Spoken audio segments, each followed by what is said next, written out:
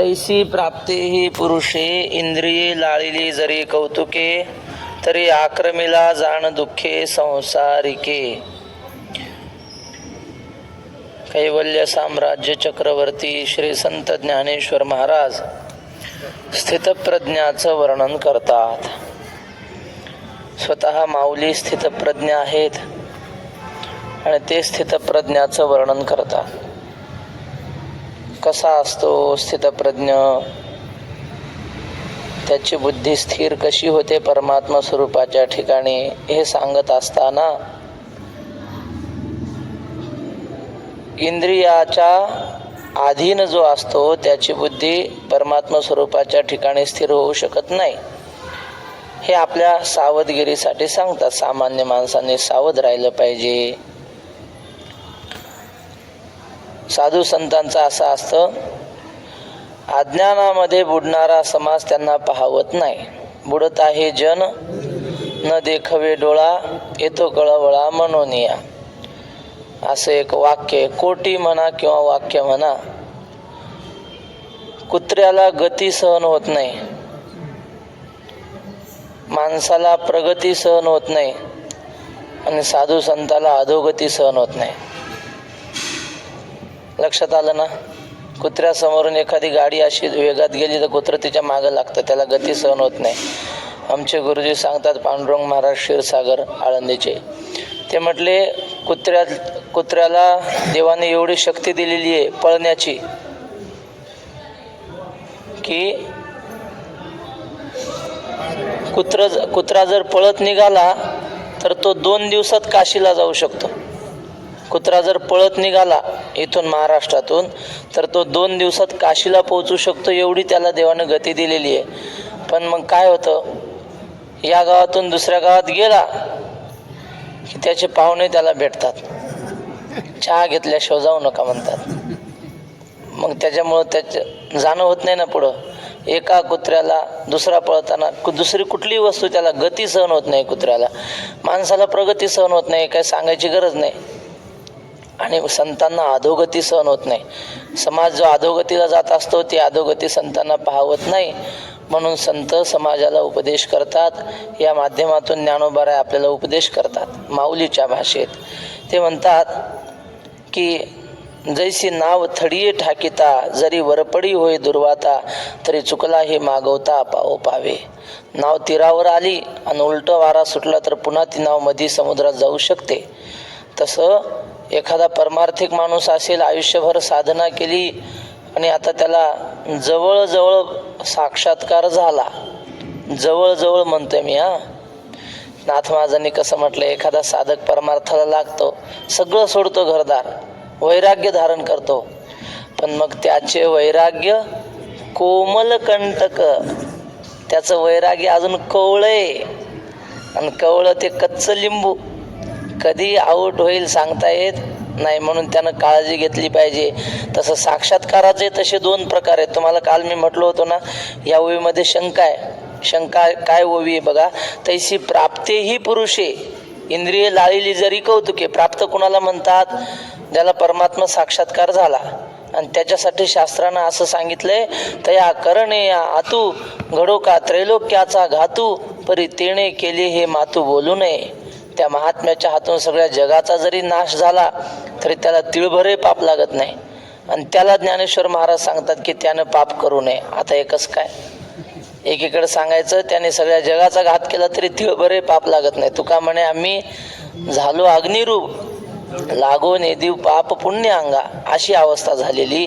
आणि त्याला ज्ञानोबाराय म्हणतात की प्राप्त इंद्रिय लाळिली जरी कौतुके, त्याने सुद्धा कौतुकानं इंद्रियाच्या नादाला लागू नये, विषयाच्या नादाला लागू नये. त्यालाही काय होईल? आक्रमीला जाणं दुःखे, त्यालाही दुःख होईल. आता हे संगती लावायची कशी? निस्त्रय गुण्ये पथी विचरताम को विधी को निषेधा. म्हणजे जो त्रिगुणातीत झाला त्या महात्म्याला कुठल्याही प्रकारचं विधिशास्त्र सांगत नाही. विधी निषेधाच्या पलीकडे ते गेलेले असतात. आणि अशा महात्म्याला ज्ञानेश्वर महाराज म्हणतात, नाही नाही, तुम्ही इंद्रियाच्या नादी लागायचं नाही, तुम्ही सुद्धा, म्हणजे ज्ञानाने सुद्धा. आता हे कसं काय लावायचं? त्याचा अर्थ असा आहे, परमात्मा साक्षात 2 प्रकारचा, एक दृढ अपरोक्ष ज्ञान आणि एक अदृढ अपरोक्ष ज्ञान.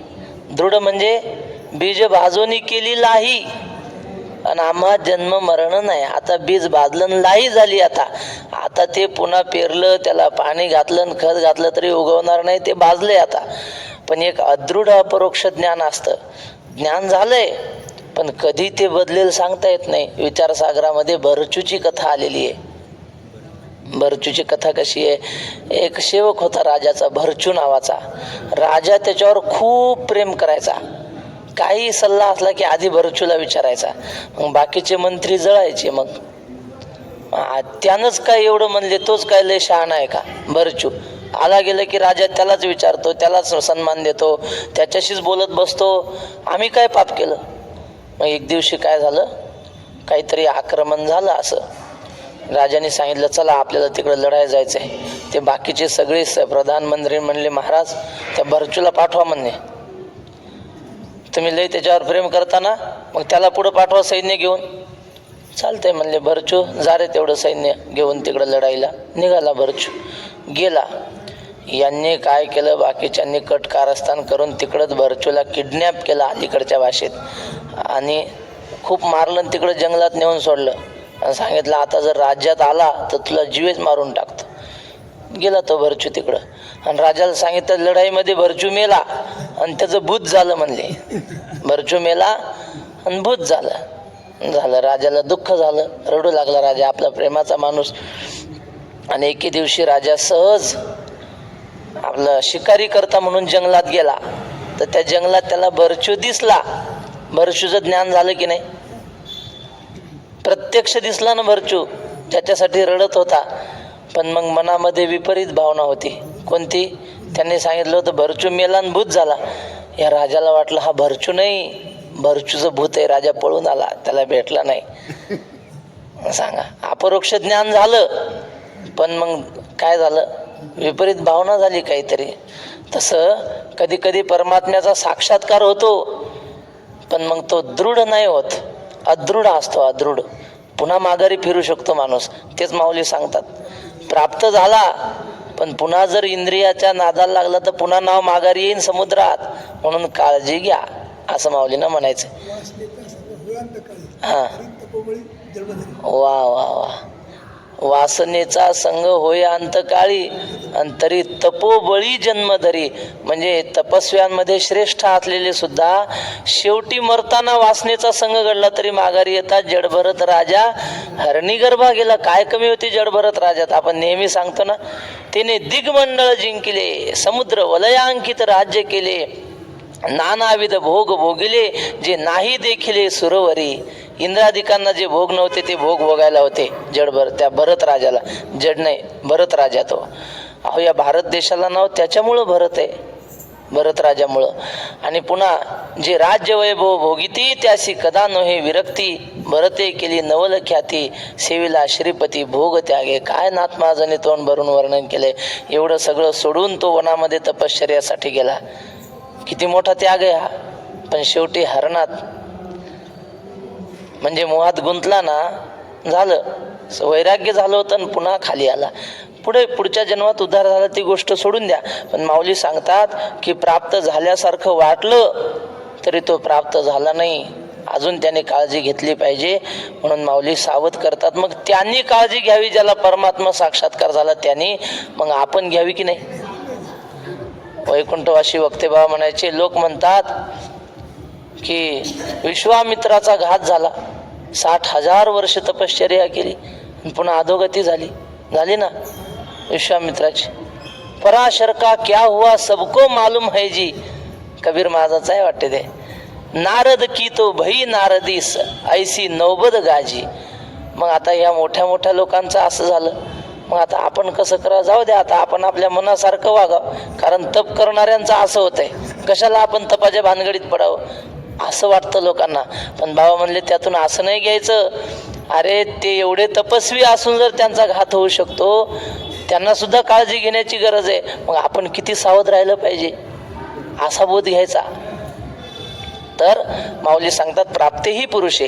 प्राप्त पुरुषाने सुद्धा कौतुकानं म्हणजे अगं सहज खेळत खेळत चला जरा वेळ घालू, म्हणून विषयाचं सेवन केलं तरी त्याला दुःख भोगावं लागेल. आक्रमीला दुःख, त्या दुःखाने व्यापला जाईल तो. आणि कोणत्या दुःखाने? संसारातल्या दुःखाने. आता श्लोक तस्माद्यस्य महाबाहो निगृहीतानि सर्वशः इंद्रियार्थेभ्यस तस्य प्रज्ञा प्रतिष्ठिता. हा,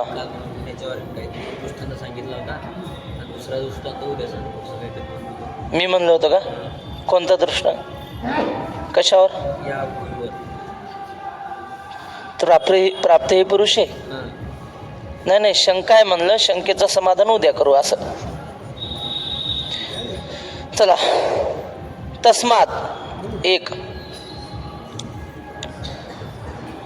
पहिल्या अक्षरावर आकडा टाकायचा असतो. तस्मात आहे की नाही, त्या त वर एक आकडा टाकायचा.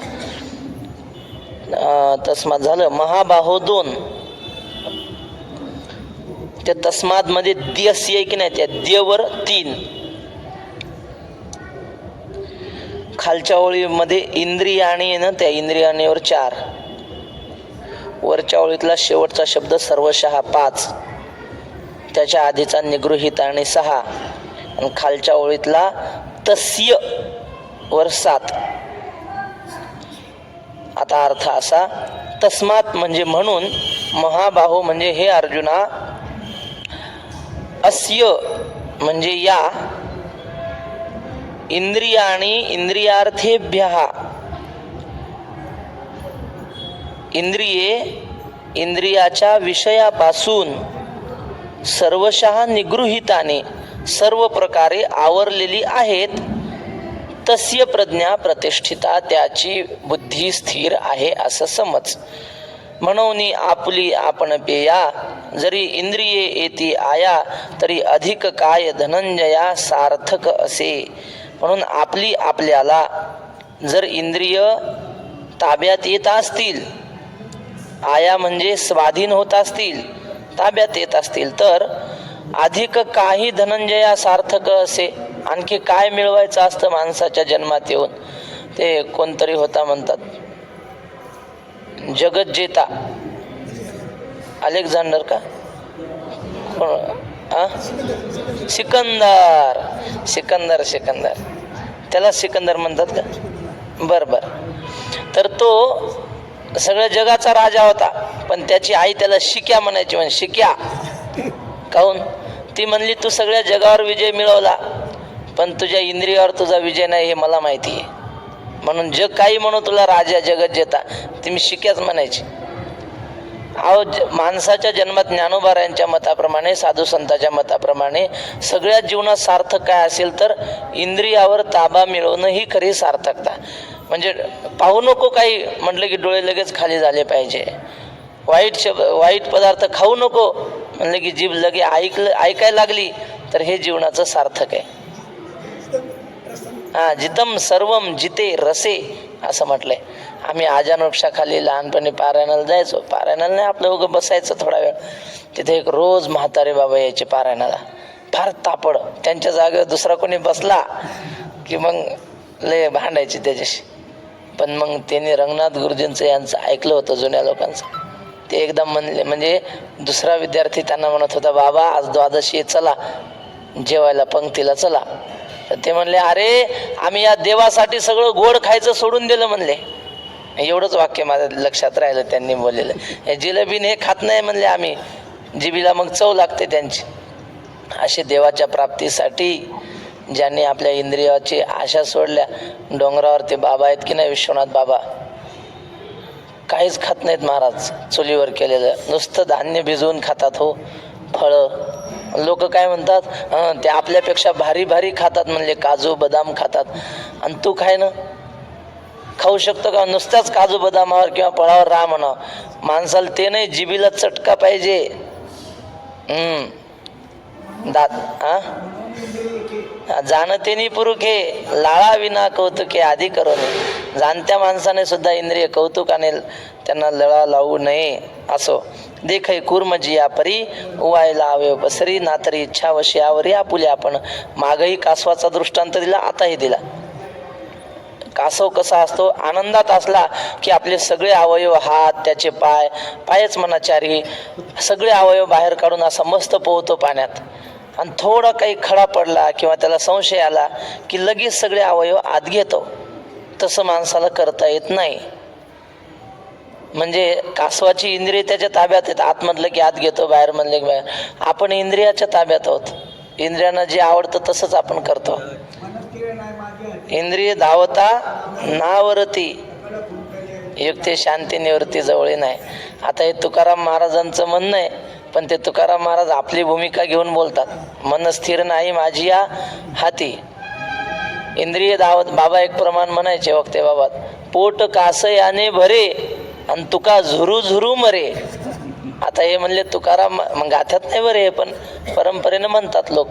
म्हणले हे तुकाराम महाराजांची भूमिका नाही, हे आपली भूमिका घेऊन तुका झुरू झुरू मरे पोटासाठी.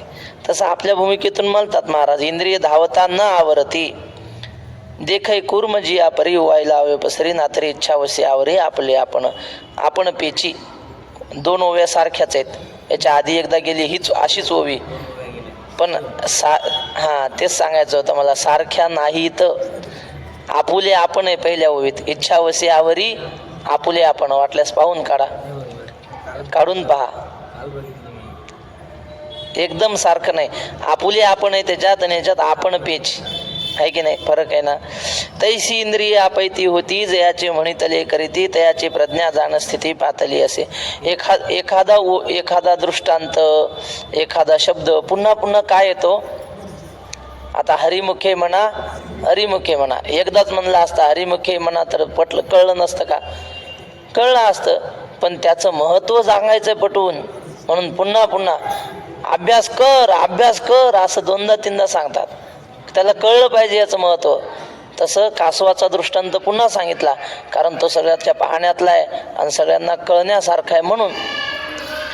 तैसी इंद्रिय आपैती होती जयाची म्हणितले करीती तयाची प्रज्ञा जाण स्थिती पातली असे. त्या कासवासारखी ज्याची इंद्रिय आपैती होती म्हणजे वश होतात, ताब्यात राहतात. जयाचे म्हणितले करीती तयाची प्रज्ञा जाण स्थिती पातली असे. त्यांची प्रज्ञा स्थिर झाली असं समजावं. आमच्या भागामध्ये ते मारुतराव महाराज दस्तापूरकर होऊन गेले, मोतीराम महाराजांचे शिष्य. तर त्यांचं एक यूट्यूबला कीर्तन आहे, 2-3 आहेत, त्यातलं एक मी ऐकलं आपलं असंच. तर ते म्हणले मला असं आहे, म्हणले आता ते टाळ वाजल्याशिवाय म्हणजे रात्र कीर्तन असायचं. त्याने आताही चालतात, ते नेम म्हणतात, नेम कीर्तनाचा नेम. तर ते म्हणले हे टाळन पखवाज वाजल्याशिवाय मला झोपच येत नाही. म्हणले तुम्ही जर असं एखादं निवांत घर दिलं आणि तिथं झोपा महाराज, चांगला आराम होईल, झोप लागत नाही म्हणले आम्हाला. ते टाळ पखवाज गलबला पाहिजे कानावर, तेव्हाच झोप लागते आम्हाला. सवय झाली होती अशी शरीराला. बाकी काही ऐकायचंच नाही. ऐकायचं तर देवाचं नाव. आणि दुसरं ते कोणाच्या घरी जेवायला जात नव्हते. जेवायला मंदिरावर आणायचं, त्याच्या संग जेवढे वारकरी असतील त्याच्या संग जेवायचं, कोणाच्या घरी जायचं नाही. आणि झोप म्हणजे काय हो त्यांची, बैलगाडीचा प्रवास. या गावाला कीर्तन करायचं, बसायचं बैलगाडीत, चालले पुढच्या गावाला. शेवटी गाडी घेऊन देईल ती कोणतरी, पण मग त्या बैलगाडीत जेवढी डुकली लागल तेवढेच. आणि ते बी हरिपाठ म्हणायचे सोबतचे लोक. त्या अशा ह्याच्यात लोक म्हणायचे बापू तुम्हाला त्रास होत नाही का, आजारी पडत नाही का तुम्ही, तुमच्या शरीराला आराम नाही, सारखे कीर्तनं. तर ते म्हणायचे बापू माझ्या मायबापाची कृपा आहे. त्याची भाषा तशी, माझ्या मायबापाची पुण्याई आहे म्हणायचे. असो, तर त्यांच्या कानाला दुसरं काही ऐकू वाटत नाही, त्यांच्या जिभेला दुसरं काही सेवन करू वाटत नाही. देवाच्या संबंधी जे असेल पाहायचं तर डोळे तुम्ही घ्या रे सुख, पहा विठोबाचे मुख, तुम्ही ऐका रे कान माझ्या विठोबाचे गुण, मना तेथे धाव घेई राहे विठोबाचे पायी. हाताने काय करायचं, वाहे रंगी टाळी नाचेने उदास, ते दे हातास पाया सुख. सगळी इंद्रिय कोणासाठी, देवासाठी. मज माझी सुनी चित्त जे राती दिवो न म्हणत उपासिती. सगळ्या इंद्रियासहित जे देवाची भक्ती करतात तसे सर्व इंद्रियासहित माझी सुनिचित्त असे जे असतील त्यांची प्रज्ञा स्थिर झाली असं समजावं. आता आणिक एक गहन पूर्णाचे चिन्ह अर्जुनातच सांगेन परिसपा. अर्जुना, आता तुला आणखी एक फार महत्वाचं खोल गूढ असं महात्म्याचं लक्षण सांगतो. पूर्णाचं चिन्ह म्हणजे काय? चिन्ह म्हणजे लक्षण. लक्षण सांगतो. अर्जुना, तुझं सांगेन परिसपा. तुला सांगतो पण तू लक्ष देऊन ऐक. ज्ञानेश्वर महाराज जेव्हा अवधारी परीस असं म्हणतात तेव्हा समजायचं आता काहीतरी भारी सांगणार आहे. आज शेखर महाराज नाही का टाळी वाजवतात, ऐका ऐका, म्हणजे काहीतरी त्यांना महत्वाचं सांगायचं असतं. बाकी आपलं साधं असलं की ते झोपले एखादं तर, पण मग महत्वाचा विषय आला की मग ऐका म्हणतात. तसं ज्ञानेश्वर महाराज आता महत्वाचं सांगणार आहे म्हणून परिसपा, लक्ष दे बाबा, कारण एवढं जरी लक्षात ठेवलं तरी कल्याण होईल. या निशा सर्वभूतानां तस्यां जागृती संयमी यस्यां जागृती भूतानि सा निशा पश्यतो मुनेः. आता अन्वय असा आहे, सोपा एकदम. सर्वभूतानां, या निशा म्हणजे सर्वभूतानां एक, या दोन, तस्याम तीन, संयमी चार, जागृती पाच. खालच्या ओळीत आता यस्याम सहा, भूतानी सात, जागृती आठ,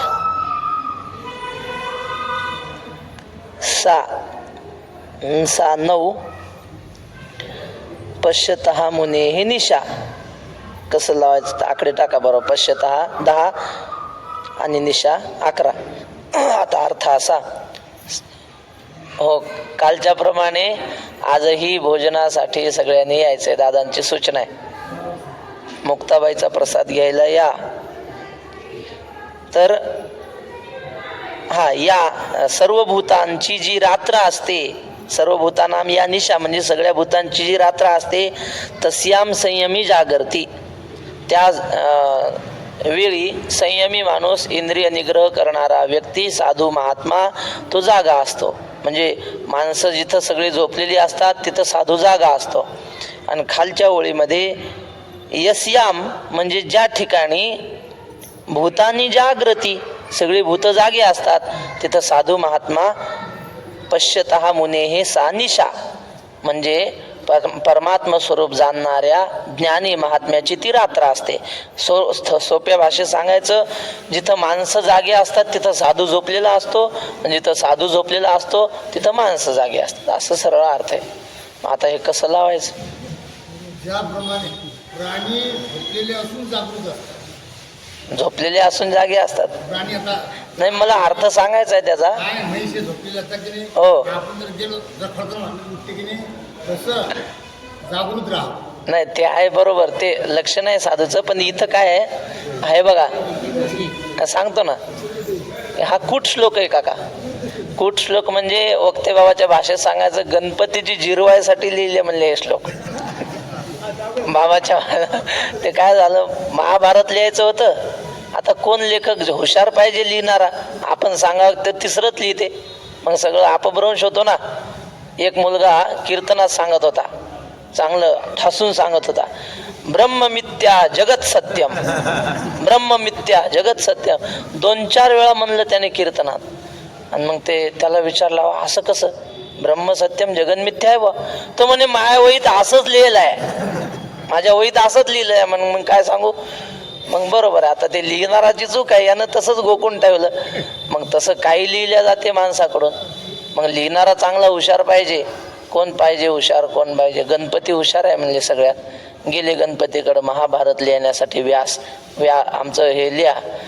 गणपती म्हणलं आता हे तापच आहे साधू लोकांचा, लिहित बसा, काहीतरी कारण सांगा. गणपती म्हणे, पा मी लिहायचं काम लिहितो, पण तुम्ही मध्ये थांबायचं नाही, तुम्ही असं डोकं खाजवत बससा, आठवसाने एक श्लोक. आणि मी काय रिकामा आहे का?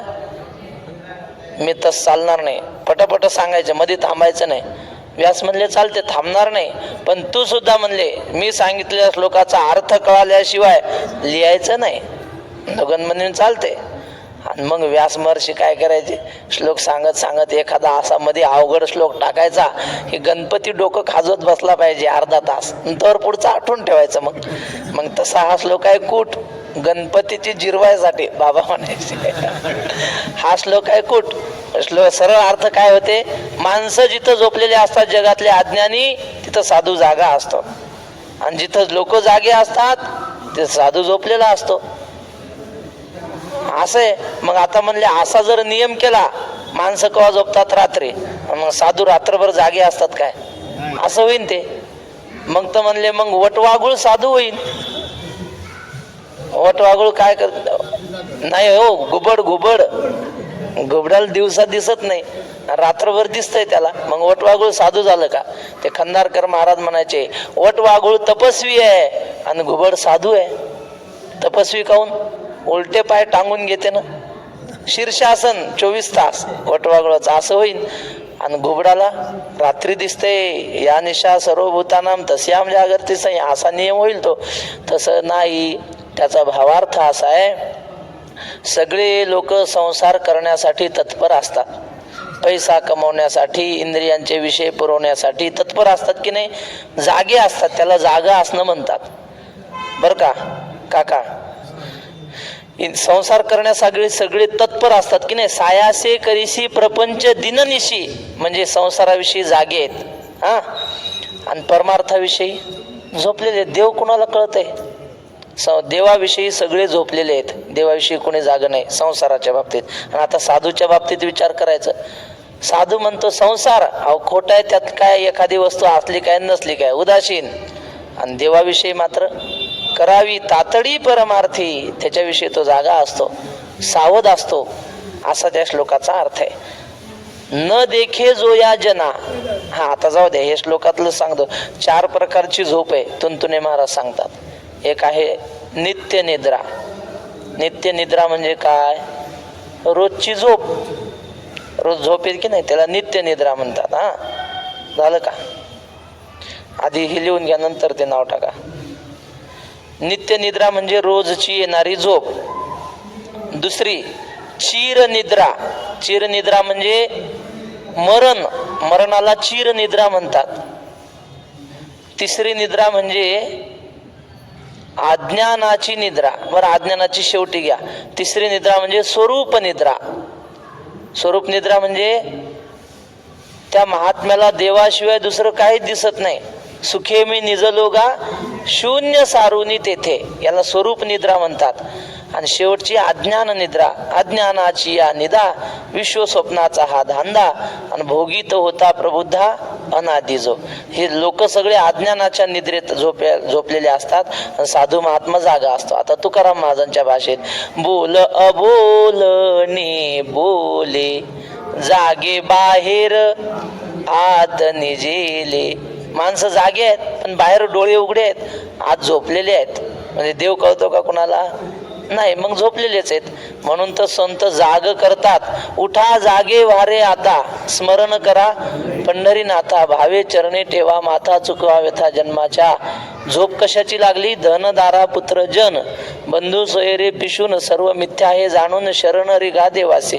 संसारातल्या लोकांना खरं मानणं, विषयांना खरं मानणं ही झोप आहे, आणि त्यातून जाग होऊन पांडुरंगाचं स्मरण करणं ही जागृती आहे. म्हणून संत आता जागा रे भाई नो जागा, जगजोगी जगजोगी जागे जागे बोलते, गातो वासुदेव मी ऐका, चित्त ठाई ठेवणे भावे का. डोळे झाकून रात्र करू नका, काळ करीत बैसला से लेखागा, राम राम स्मरा आधी. संत जाग करतात. कबीर महाराज म्हणतात, अब तुम कब सुमरोगे राम, अब तुम कब सुमरोगे राम. आता आपलं आयुष्य जर असं निघून गेलं तर रामाचं स्मरण कधी करणार, ही जागृती संत देतात आपल्याला. जैसे तिल में तेल है अरु चकमक में आग, तेरा साई तुझ में है जाग सके तो जाग. कबीर महाराज म्हणतात, जैसे तिल में तेल है अरु चकमक में आग. दिसत नाही, तिळात तेल आहे पण दिसत नाही. आणि ते चकमक म्हणजे गारगोटी का? त्या गारगोटीत अग्नी आहे, पण तो कुठं दिसतो का? दिसत नाही. पण मग असं घर्षण केलं की प्रगट होतो. तिळातलं तेल घाण्यात तीळ घातले की दिसतं. तसं मंथुनी नवनीता तैसे घे अनंता. साधनारूपी मंथन केलं की मग अंतःकरणातला परमात्मा प्रगट होतो. म्हणून अशा प्रकारची साधनेची जागृती आपल्या जीवनात आली पाहिजे. उठा जागे व्हारे आता, असं अनेक प्रकारांनी संतांनी आपल्याला जाग केलं. ती अज्ञानाची झोप आहे. आता माऊली सोपं सांगतात आपल्याला. देखै भूत जात निदेले तेथेची जया पाहले, आणि जीव जेथ चैले तेथ निद्रित जो. भूतजात म्हणजे सगळे प्राणी ज्या परमार्थाविषयी परमात्म स्वरूपाविषयी निदेले झोपलेले असतात, तेथेची जया पाहले. आणि त्या बाबतीत ज्ञानी मात्र जागा असतो, त्याला दिवस असतो तिथं. आणि जीव जेथ चैले तेथ निद्रित जो. माणसं जिथं जागे असतात विषय सेवनाच्या बाबतीत, त्याचं साधू महात्मा उदासीन असतो, त्याला विषय सेवनाची एवढी आवड नसते. तोची तो निरुपाधी अर्जुना तो स्थिर बुद्धी, जो निरसूनी उपाधी भेद रहितो. तोच निरुपाधी उपाधी रहित आहे तो अर्जुना. तो स्थिर बुद्धी, तोच स्थिर बुद्धी आहे. आणि तोची जाणी निरवधी मुनीश्वर. निरवधी म्हणजे अत्यंत गंभीर, निरंतर, अमर्याद किंवा व्यापक स्वरूप प्राप्त झालेला आहे असं तू जाण. आपूर्यमान मचल प्रतिष्ठम. बोला. समुद्रमापः प्रविशन्ति यद्वत् तद्वत् कामायं प्रविशन्ति सर्वे. स शान्तिमाप्नोति न कामकामी. यद्वत् 1, समुद्रमापः 2 आणि आपूर्यमान 3. खालची ओळ सरळच आहे. यद्वत् समुद्रम आपह प्रविशन्ति आपूर्यमानम अचल प्रतिष्ठम. ज्या यद्वत म्हणजे ज्याप्रमाणे समुद्रामध्ये अनेक नद्या प्रवेश करतात. आपह म्हणजे पाणी प्रवेश करतात.